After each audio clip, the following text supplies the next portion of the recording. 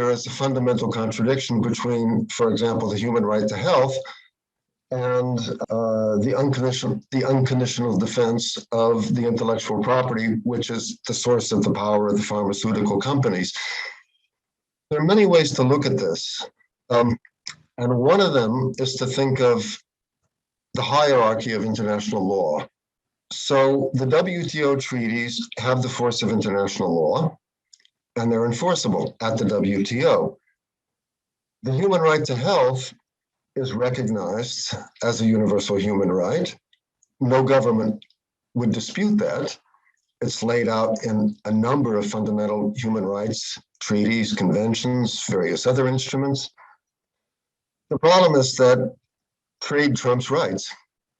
And in the most general sense, what we're fighting for is to subordinate investor rights to human rights.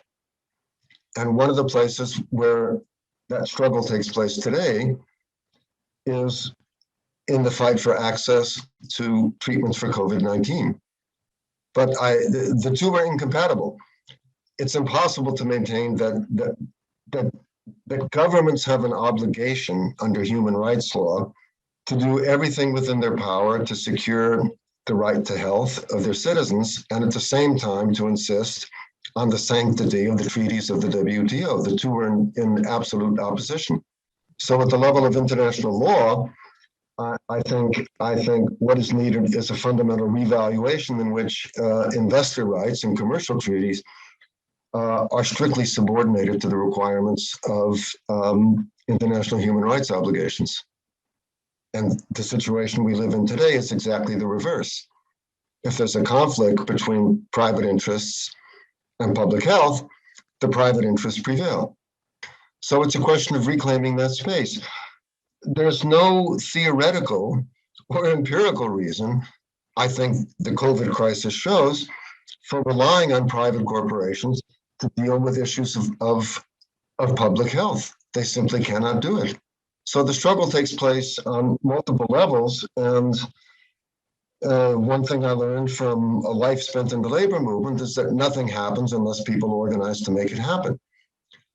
So countries need governments, particularly those governments who are blocking developments at the WTO, need to be pushed. And I think if we want action, the first thing is to say what's there. And once we identify what's there, to organize to get that space to actually happen and to make things move. And the real importance of this, I think, is that it shows where organizing efforts have to be directed, because only governments can solve this problem. The companies will not do it. And I think it's important to remember this. You know, patents are not simply something written down in a little book that's housed in a safe in the basement of some gigantic corporation. They're actually in the possession of governments. If you have a patent, let us say a patent on a vaccine, it's in a government patent office. Governments can publish that information. And that's what they need to begin doing, and much more, of course.